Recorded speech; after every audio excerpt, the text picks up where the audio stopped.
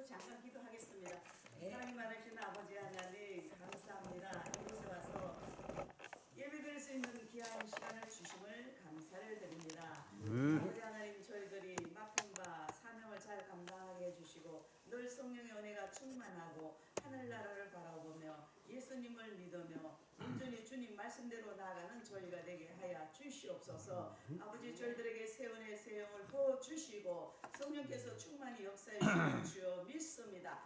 감사드립니다. 이 귀한 예배 주님 기뻐 연락해 주심을 감사드립니다. 모든 것 주님께 맡깁니다. 할렐루야. 우리 주 예수님의 이름으로 기도드리옵나이다. 아멘. 제가 1절만 저도 1절만 찬송가를 하나 부르겠습니다. 예수 사랑하신 분 거룩하신 말일세 우리는 약하나 예수는 세상보다 날 사랑하신 날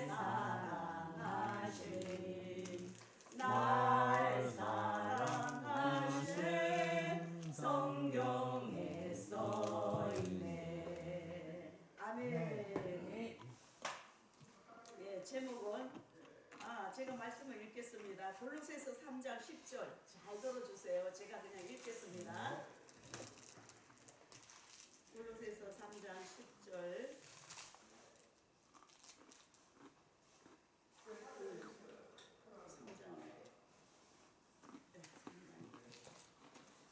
새 사람을 입었으니 이는 자기를 창조하신 자의 형상을 쫓아 시시게까지 새롭게 하심을 받는 자니라. 아멘. 제목은 변화된 새로운 삶. 제가 이제 과거에 제 말을 한 건 아니에요. 과거에 이제 기도원을 30년 넘도록 하면서 하나님께서는 이제 모든 것을 교단 교파를 초월하기 위해서 침례교, 장로교, 순복음교, 순결교, 감리교 다 있어봤습니다. 각자 흐름이 독특해요. 똑같아요. 그러나 성령 하나님, 성부, 성자, 성령 하나님 그건 똑같아요. 근데 이제 저의 원뿌리는 장로교입니다. 아기 때는 침례교, 제가 이제 어린아이 신앙이거든요. 3살 때 어린아이 신앙인데 침례교. 이제 두 번째는 장로교. 그러다가 이제 청년 때는 순복음교에 들어갔습니다. 순복음교에 1973년 1975년도 하여튼 그때 들어갔어요. 그래갖고 이제 1985년도까지 있었습니다. 그래서 순복음교 흐름을 많이 압니다. 청년부대에 있었고 중동부에서 4년 동안 있었어요. 중동부 아이들을 4년 동안 가르쳤습니다. 근데 이제 그건 그렇고 변화된 새로운 삶. 노예선의 선장이 있었습니다. 노예선의 선장이 있었어요. 그는 아프리카에서 흑인들을 잡아다가 노예로 팔아넘기던 파렴치한 사람, 도덕적으로나 인륜적으로 형편없는 사람이었습니다. 그러나 그가 1784년 폭풍을 죽을 위기 속에서 하나님을 만나 회심하게 되었습니다. 회심한 그는 이렇게 고백했습니다. 나는 쓸모없는 인간이었습니다. 나는 존재할 가치조차 없는 사람이었습니다. 나는 아프리카에서 방탕하였고 노예 중에 노예였습니다. 그러나 이제 하나님의 은혜로 옛사람을 벗어버렸습니다. 우리가 주님 안에서 새로운 사람이 되어야 되잖아요. 변화받아야 되잖아요. 다른 어떻게 살았던 망정, 깡패로 살았든지 살인자였든지 호랑박탕에 살았든지 어쨌든 간에 주님을 만나고 180도로 새로운 사람이 되어야 되는 겁니다. 이 현재 이 사람도 새 사람이 된 겁니다. 그래서 그는 이 고백과 함께 완전히 변화하여 영혼을 살리는 복음 전도자가 되었습니다. 이 사람이 과연 누구인지 아십니까? 바로 우리가 나 같은 죄인 살리신, 나 같은 죄인 살리신 이제 나와요. 작시자 예, 턴입니다. 할렐루야. 이처럼 죄인이 하나님을 만나게 되면은 철저하게 변화하는 역사가 일어나게 되는 겁니다. 인격의 변화, 인격이 변함으로 삶이 바뀌는 겁니다. 그러니까 성령의 은혜가 충만하면은, 주님을 만나면은 마음이 평안해져요.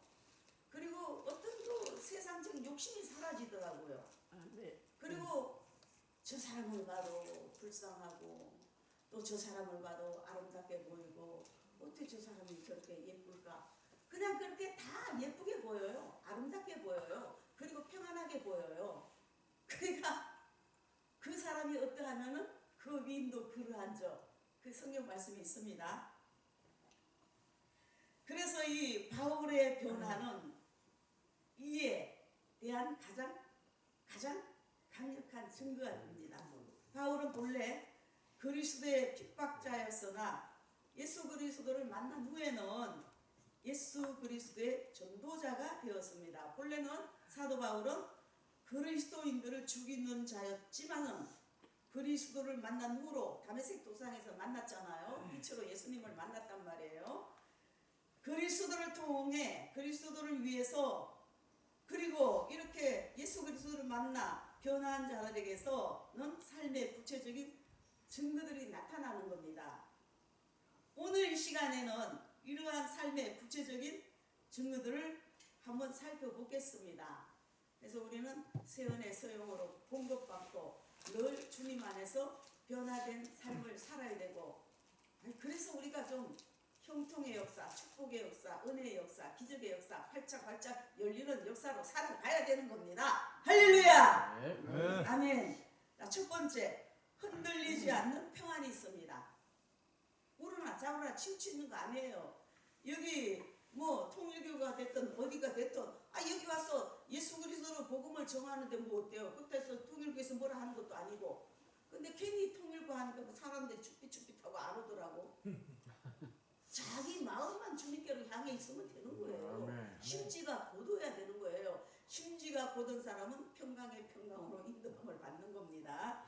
그래서 첫 번째, 흔들리지 않는 평안이 있습니다. 인간은 본래 늘 불안 속에서 살아갈 수밖에 없는 존재입니다. 그것은 평안의 주님이신 하나님께서 멀어져 있고 참된 안식을 주시는 하나님을 믿지 않고 대적하는 자리에, 세상적인 자리에, 마귀의 자리에 있기 때문입니다. 그래서 고린도전서 14장 33절에 보면은 하나님은 무질서의 하나님이 아니요 오직 화평의 하나님이시라. 하나님은 사랑이시라. 하나님은 화평의 하나님이시라. 실로 하나님에게서 멀어진 인생은 혼돈과 공허, 죄된 심판의 불안 가운데 살아가기 때문입니다. 그런데 놀라울게도 이 죄악 가운데 살아가고 절망적인 인생들을 지극히 사랑하셔서 독생자 예수 그리스도를 우리를 위하여 화목제물로 내어 주셔서 우리와 하나님과 함께 화목하게 우리가 짊어져야 했던 혼돈과 공허와 불안의 짐을 모두 벗겨주셨습니다. 그래서 하나님이 세상을 이처럼 사랑하사 독생자를 주셨으니 누구든지 예수 믿으면 멸망하지 않고 영생을 얻으리로다. 요한복음 3장 16절. 아멘. 우리 주님께서는 말씀하시기를 평안을 너희에게 끼치노니 곧 나의 평안을 너희에게 주노라. 내가 너희에게 주는 것은 세상이 주는 것 같지 아니하리라. 너희는 마음에 근심도 말고 두려워하지도 말라. 두려워할 필요가 없어요. 마이 새끼 예수 이름으로 쫓아버려요. 뭐 이상한 꿈 꿨어요? 예수 이름으로 쫓아버려요. 그리고 그냥 방귀도 막 뒤집히고 그냥 막 기도하면 평안해져요. 마귀는 한 길로 왔다 7개로 도망가 버리는 겁니다. 저녁에 찾아오는 불안의 원인은 한 가지입니다. 바로 하나님과의 불화로 인한 심판에 대한 두려움입니다. 예수 그리스도께서 해결해 주셨습니다. 우리는 마음의 평안입니다. 살면은 주님의 은혜로 살아가고 죽으면 천국 가잖아요. 뭐 복잡하게 생각할 것 없어요. 우리는 주님을 만났고, 그러니까 예수 믿는 사람은 좀 단순해야 돼요. 너무 복잡하게 생각하지 말아요. 골치가 아프잖아. 주님과 함께 주님이 주시는 평안으로 감사와 기쁨만이 가득하는 겁니다. 마이크 조금 가까이 해야 되는. 하나님께서는 자기 백성에게 평강의 복을 주십니다. 예수님께서 세상을 이기심으로 우리가 평안을 누립니다. 하나님의 말씀이에요. 시편 29편 11절, 요한복음 16장 33절. 두 번째, 매일 성장하는 변화가 있습니다. 우리가 날로 믿음이 성장해야 돼요. 장성, 분량이 이렇게까지 성장해야 돼요. 안전뱅이 믿으면 안 된단 말이에요. 뭔가 자꾸 새로운 삶, 변화되는 삶, 열매 맺는 삶을 살아야 되는 겁니다. 뿌리가 잘린 하초와 그 뿌리를 땅에 견고히 박고 있는 하초의 차이점이 무엇입니까? 두 하초는 겉으로 보기에는 다를 바 없습니다. 둘 다 싱싱해 보이고 향기도 있습니다. 그러나 시간이 지나면 차이가 나는 거예요. 뿌리가 잘린 하초는 시들어 버립니다. 땅에 박힌 뿌리가 있는 하초는 시들지를 않아요. 안 죽었다 이거죠. 살아있는 거죠. 뿌리가 있고 흙에 묻혀 있기 때문입니다. 또 비가 오고 물을 주면 잘 자랍니다. 뿌리 없는 하초는 물에 꽂아 놓아도 자라기는커녕 시간이 지나면 시들어 버리는 겁니다. 그러니까 우리가 믿음이 잘리면 안 되잖아요. 믿음이 돼야 돼요. 뿌리가 시냇가에 박혀 있어서 물을 빨아들이고 청청한 귀한 그 싱싱한 나뭇가지처럼 그러한 믿음이 돼야 되는 겁니다. 그러니까 우리가 사람이 생명나무로 비유되잖아요. 응? 복음성가도 있잖아요. 생명나무. 뿌리가 있고 생명이 있기 때문에 자라는 겁니다. 우리도 주님으로부터 생명을 부여받았으므로 매일 성장하고 신앙이 자라야 되는 겁니다. 빨리 자라는 사람도 있고 차츰 자라는 사람도 있습니다. 10년, 20년 지나면 완전 새 사람이 되어야 되는 겁니다. 변화가 되어야 되는 겁니다. 10년 강산이 변하잖아요. 20, 30년 강산이 몇 차례 변하잖아요. 이렇게 세월이 지났는데도 옛 모습 그대로라면은 이는 다시 믿고 회개하고 주님을 만나도록 해야 되는 겁니다. 이 10년, 20년이 지나도 그대로면 문제가 있는 거예요. 우리는 날마다 자라서 영적으로 그리스도의 장성한 분량에까지 성장해야 되는 겁니다. 할렐루야, 할렐루야, 아멘, 아멘, 아멘, 할렐루야. 좀 힘차게 합시다. 자, 성도는 신앙의 초보를 버리고 완전한 대로 나가야 되는 겁니다. 참 성도는 그리스도의 성품을 닮아가야 되는 거예요. 예수님의 성품에 참여해야 되는 거예요. 신의 성품에 참여해야 되는 거예요. 세 번째, 신선한 주님의 향기가 있어야 되는 겁니다. 사도 바울은 우리 성도들을 가리켜서 하나님 앞에서 그리스도의 향기라고 했습니다. 옛날에 로마 제국의 황제들은 영토를 확장하고 유지하는 일에 힘을 쏟았습니다. 전쟁 영웅에 대해서는 상당한 예우와 대접을 하였습니다. 만일 어떤 장군이 큰 전쟁에서 승리하면은 대대적으로 개선식을 거행하여 주었는데, 이때 개선 장군은 로마의 성 밖에 대기하고 있다가 개선식이 진행되면은 네필의 말이 이끄는 마차를 타고 주피터 신전이 있는 언덕까지 진행하였습니다. 이때 성전한 장군의 행렬 앞에서 향을 피우게 함으로써 자신의 승리를 그 숭배하는 신과 로마 시민들에게 알렸습니다. 그 북한에서 아주 귀한 정보를 가지고 오면은요, 이 우리나라 국정원에서 엄청난 예우를 해줍니다. 진짜인지 가짜인지는 모르겠어. 진짜라고 봐야 되겠죠. 어떤 여자가 엄청난 황금, 순금을 하여튼 그 100억, 200억, 400억 넘는 걸 가지고 왔어요. 그래갖고 이제 나머지는 국고로 들어가고 가짜 금도 있었어요. 근데 그 여자에게 우리나라에서 150억을 예우를 해줬습니다. 그래서 그 여자가 뭐 제주도에 뭐 펜싱도 사고 막 뭐 그렇다 그러더라고요.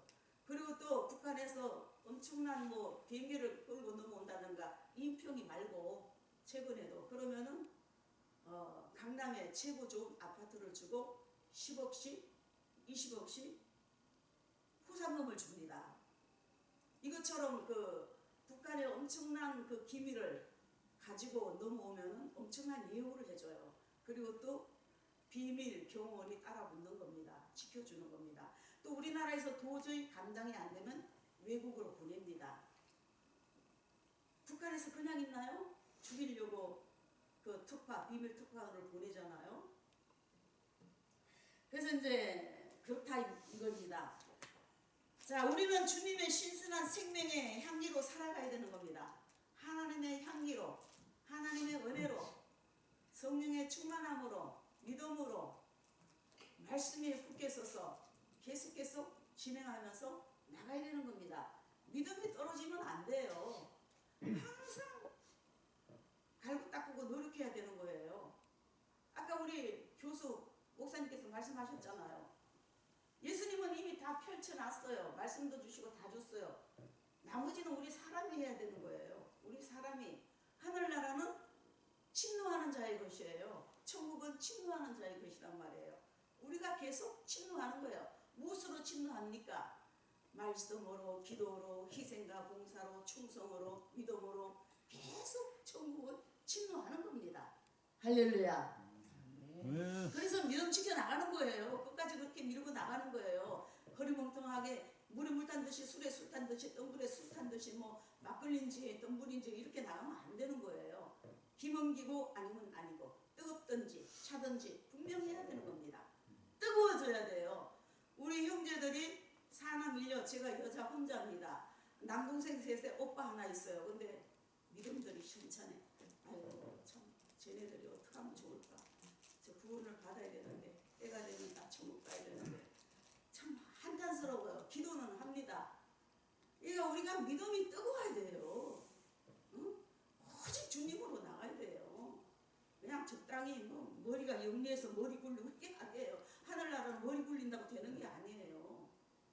믿음으로 하나님의 은혜로 말씀으로 나가야 되는 겁니다.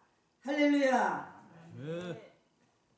빌립보서 4장 18절 이는 받으실 만한 향기로운 제물이요 하나님을 기쁘시게 한 것이라. 하나님을 기쁘시게 한 것이라. 우리는 하나님을 기쁘시게 해 드려야 되는 거예요. 결론. 멸망받아 마땅한 죄인이 구원받아 하늘 백성이 된다는 것은 인간이 누릴 수 있는 가장 큰 축복인 동시에 인생이 맞을 수 있는 가장 큰 기적입니다. 이러한 큰 기적을 체험한 우리에게는 당연히 삶의 변화, 생각의 변화, 인생관의 변화 뒤따르게 마련입니다. 왜냐하면 죄인의 인격과 영혼 속에 까리를 털고 있던 사망의 근세가 쫓겨나고 영원한 생명이 그 자리에 잡았기 때문입니다.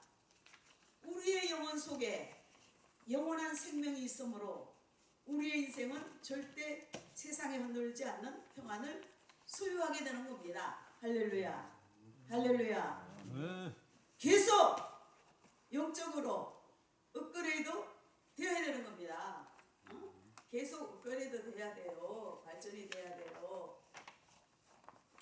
매일 성장, 주님의 향기 나는 삶, 하나님의 영원한 복된 우리 모두가 되시기를 예수님 이름으로 축원드립니다. 할렐루야. 아멘. 감사합니다. 아멘. 네, 대단히 감사합니다. 이번에는 하남에서 오신 김성예주 목사님. 아름다운 교회 다니십니다. 기다려 주십시오.